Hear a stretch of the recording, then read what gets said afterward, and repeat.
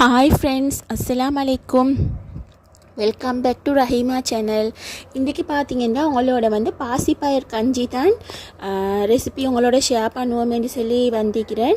பார்த்தீங்கன்னு சொன்னால் பாசிப்பயிர் கஞ்சி நார்மலாக நாங்கள் செய்கிறதுக்கு முந்தி மார்னிங் செய்கிறோம்னா நைட்கே பாசிப்பயிரை ஊற வைப்போம். அப்படி இல்லை ஈவினிங்க்கு செய்கிறோம்னு சொன்னால் மார்னிங்கோட ஊற வைப்போம். இந்த பாசிப்பயிரை குயிக்காக வேக வைக்கிறதுக்கு தான் இந்த மெத்தடை நாங்கள் ஃபாலோ பண்ணுவோம். அப்போ சம்டைம்ஸ் எங்களுக்கு திடீரென்னு நாங்கள் ஊற வச்சிக்க மாட்டோம், எங்களுக்கு திடீரென்று ஒரு கஞ்சி குடிக்கணுமே தோணும். அந்த மாதிரி டைமில் நீங்கள் பாசிப்பயிரை இந்த மாதிரி நல்லா வறுத்துக்கோங்க. லோ ஃப்ளேமில் வச்சு இந்த மாதிரி கலர் சேஞ்ச் ஆகிற டார்க் கலர் ஆகிற அளவுக்கு கொஞ்சம் ஒரு ப்ரௌன் கலர் ஆகிற அளவுக்கு வறுத்துக்கோங்க, நான் காட்டுற அளவுக்கு. அதுக்கு பிறகு நீங்கள் வாஷ் பண்ணிவிட்டு வேக வச்சிங்கன்னா உங்களோட பாசிப்பருப்பு குயிக்காக வெந்துடும். பாசிப்பயிர் என்றால் என்னென்று தெரியாதவங்களுக்கு சொல்கிறேன். greengrams தான் நாங்கள் பாசிப்பயிர்ன்னு சொல்லுவோம். பார்த்தீங்கன்னா பாசிப்பயிரை வேக வைக்கிறதுக்கு தேவையான அளவு உப்பு, மிச்சம் உப்பு சேர்க்க வேணும். கொஞ்சம் கணக்கு ஒரு 1/2 டீஸ்பூன் மாதிரி உப்பு சேர்த்துட்டு ப்ரெஷர் குக் பண்ணிக்கோங்க. பாசிப்பயிர் பார்த்தீங்கன்னு சொன்னால் கொஞ்சம் குழஞ்ச மாதிரி தான் வேகணும் கஞ்சிக்கு. கொட்டையாக இருந்தால் அவ்வளோ டேஸ்ட்டாக இருக்காது. கஞ்சி குடிக்கிற மாதிரி இருக்கணும். அள்ளி தின்ற மாதிரி இருந்தால் அந்த கஞ்சியோட கன்சிஸ்டன்சி மாறிடும். இங்கே பார்த்தீங்கன்னா நான் ஒரு 1 கப் மாதிரி சுகர் எடுத்து கேரமலைஸ் பண்ணிக்கொள்கிறேன். இது ஏன் கேரமலைஸ் பண்ணுற மாதிரி சொன்னால், அந்த கேரமலைஸ் பண்ணால் அதில் கலர் நல்லா ஒரு என்ன கலர் சொல்லுவாங்க அதுக்கு, அந்த கலர் பார்க்கறதுக்கு நல்ல ஒரு கோல்டன் கலரில் நல்ல லுக் ஆகிக்கும் கஞ்சி. அப்போ இந்த கஞ்சிக்கு நாங்கள் கருப்பட்டியும் சேர்த்து செய்கிறதால சுகரை ஃபஸ்ட்டுக்கு குறைச்சி தான் சேர்த்திக்கிறேன். இப்போ இந்த அளவுக்கு நல்லா கலர் சேஞ்ச் ஆகி இப்படி நுரையாக வரப்போல் நீங்கள் தண்ணி சேர்த்துக்கோங்க.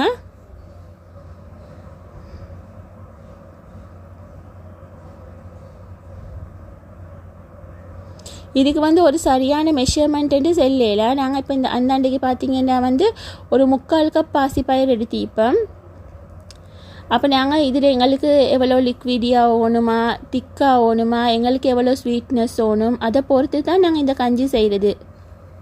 இது செய்கிற மெத்தடும் இதுக்கு என்னென்ன ஐட்டம்ஸ் தேவை, என்னென்ன இன்க்ரீடியன்ட்ஸ் தேவைன்றதே மட்டும்தான் நாங்கள் மெயினாக பார்த்துக்கொள்ளணும். மற்றபடி எங்களோட டேஸ்ட்டுக்கு செய்கிறது தான். அப்போ இதுக்கு பார்த்திங்கன்னா நல்லா பால் ஓணும், நல்ல இறுக்கமான பால், நல்லா திக்காக இருக்கிற பால் சேர்த்திங்கன்னு சொன்னால் கஞ்சி நல்லா டேஸ்ட்டாக இருக்கும்.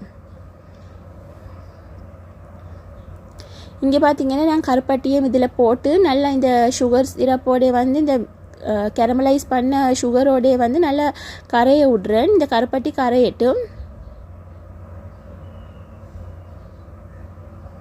நீங்கள் கருப்பட்டியை சீவிட்டு போட்டிங்கன்னு சொன்னால் உங்களோட கருப்பட்டி குயிக்காகவே கரைஞ்சிடும். நாங்கள் அந்த அன்றைக்கி ஃபுல்லாகவே போட்டுட்டோம். இப்போ பார்த்தீங்கன்னா என்னோடய பாசிப்பயிர் வெந்துட்டு நான் இந்த ப்ரெஷர் ரிலீஸ் ஆகிறதுக்கு வச்சிக்கிறேன். இப்போ உங்களுக்கு பார்த்தாலே விளங்கும். இது கொஞ்சம் நான் இந்த கரண்டியாலையும் கொஞ்சம் மசிச்சு விட்றேன்.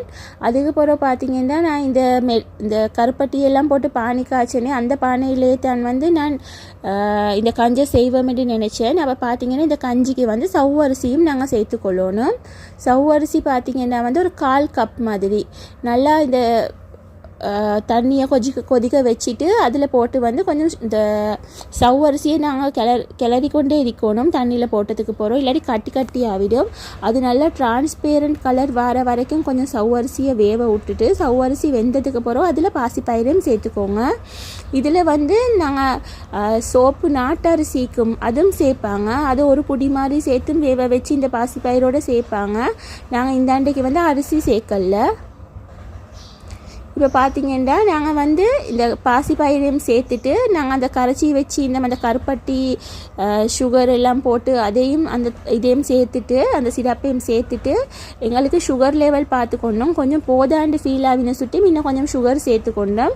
2 ஏலக்காவும் தட்டி சேர்த்திக்கிறோம் வாசத்துக்கு.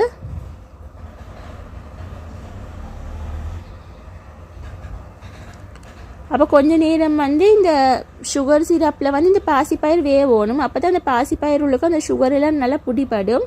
அது கொஞ்சம் ஒரு 10 மினிட்ஸ் மாதிரி குக்காக போல் நீங்கள் நல்லா திக்கான பாலை சேர்த்துக்கோங்க.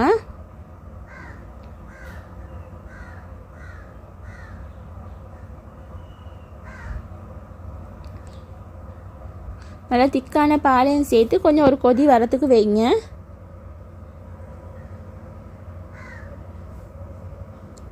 பார்த்தீங்கன்னா நான் கெஷ்யூ நட் வந்து கொஞ்சம் பாதியாக உடைச்சி அதுவும் சேர்த்து கொண்டேன். பார்த்தீங்கன்னா எங்களோட கஞ்சி ரெடி ஆகிட்டு. கஞ்சியோட கன்சிஸ்டன்சி வந்து நார்மலாக இந்த நான் காட்டுற மாதிரி தான் ஈக்கணும். இந்த கஞ்சி வந்து நல்லா டேஸ்ட்டாக ஈக்கும். உங்களுக்கு பார்க்க போல விளங்கும் கஞ்சியோட கலர் எல்லாம் எப்படி ஈக்குதுன்னு சொல்லி. எங்களை ஒரு பைட்டுக்கும் வந்து இந்த கெஷ்யூ நட் எல்லாம் கடிப்பட்டு இந்த பாசிப்பயிறு எல்லாம் கடிப்பட போல் வந்து நல்லா பாசிப்பயிறு நல்லா மசிக்காமல் துண்டு துண்டாக ஈக்கிற மாதிரி பார்த்துக்கோங்க. அப்போ நல்லா டேஸ்ட்டாக ஈக்கும். கட்டாயம் வந்து இந்த ரெசிபியை ட்ரை பண்ணி பாருங்கள். ட்ரை பண்ணி பார்த்துட்டு வந்து டேஸ்ட் எப்படின்னு சொல்லி கட்டாயம் எனக்கு கமெண்ட் பண்ணுங்கள். இதே மாதிரி இன்னும் நிறைய இன்ட்ரெஸ்டிங்கான வீடியோஸ் வந்து நான் எடுத்துகிட்டு வரதுக்கு ட்ரை பண்ணுறேன். கட்டாயம் அது வரைக்கும் என்னோட சேனலை வந்து சப்போர்ட் பண்ணுங்கள். ஜஸாக்கல்லாஹ் ஹைரன். இந்த வீடியோ ஃபுல்லாக பார்த்ததுக்கு அஸ்ஸலாமு அலைக்கும். பாய்.